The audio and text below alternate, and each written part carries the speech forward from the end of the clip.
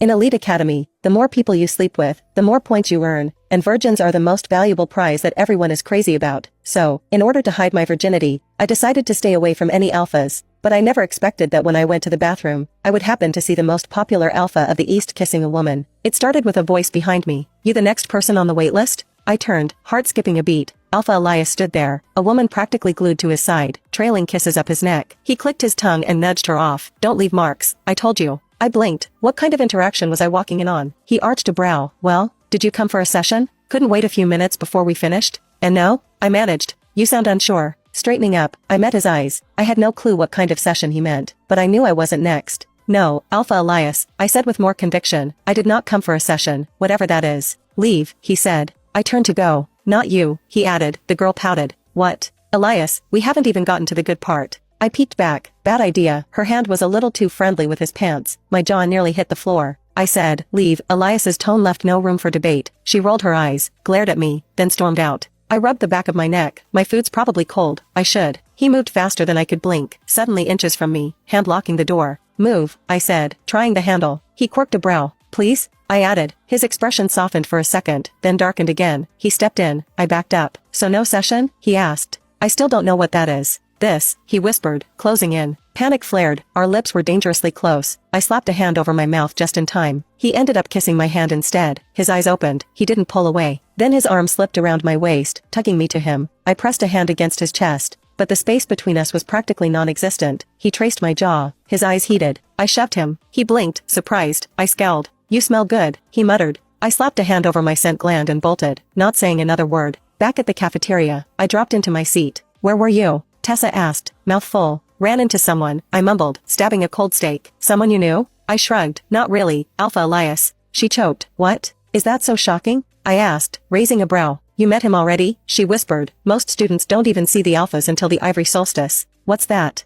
"A party, next month. We get to meet the alphas formally." I frowned. "So everyone already knows so much about this place?" Tessa looked sheepish. "You could say that." "So what happened with Elias?" she asked, eyes sparkling. "He's weird." "Weird how?" I hesitated, kissing a girl in the bathroom, then practically climbed on top of me. She whistled. "They're starting already." "They?" Tessa leaned in. "There's a system here, an unspoken game. You gain status in 3 ways: strength, brains, and extracurricular activities. Define extracurricular: combat, exams, and hookups." My brain froze. "There's a point system for that?" "It's all tracked on Echo, our school's internal network, updated nightly. Your wins, your grades, and yeah, who you've slept with." I was speechless. Guys get 20 points per new partner, girls get half the guy's value, so everyone's aiming for the alphas. They're worth the most. My stomach churned. Do people not repeat partners? They lose points each time, so nope, loyalty doesn't exist. I stared at her. Top 200 make it to the next semester, then 150, then 100 graduate, the rest disappear. A chill ran down my spine. "There's one thing more valuable than anything else," she whispered. "What?" "A virgin." My blood turned cold. "How would they even know?" "They tested during entrance exams," she said. My mind flashed back to that strange question on the form. "They can't prove it." "They can," she countered. "There's a mark on your scent gland. Only virgins have it. The school can verify."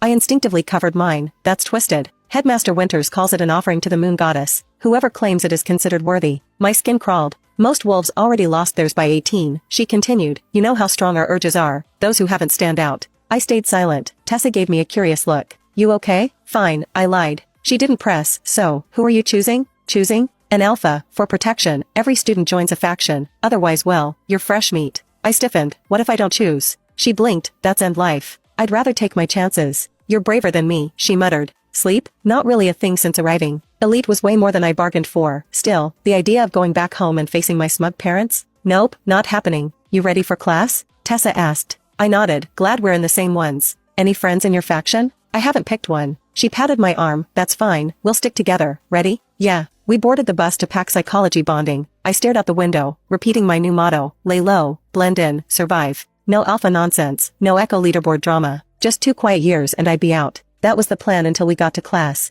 The moment Alpha Cade Callahan walked in, the air shifted. His scent hit like sunshine and fresh laundry with a dangerous twist of musk. Girls all but fell over themselves making room. He ignored them, walked right past me, sat behind Tessa. Relief, until the next alpha walked in. Rowan Renmore. His scent wasn't subtle. It was rich, spicy, and impossible to ignore. He stopped in our row once again, his eyes lingering where Tessa and I were sitting. For a moment, I glanced up, and his gaze held mine. It didn't waver.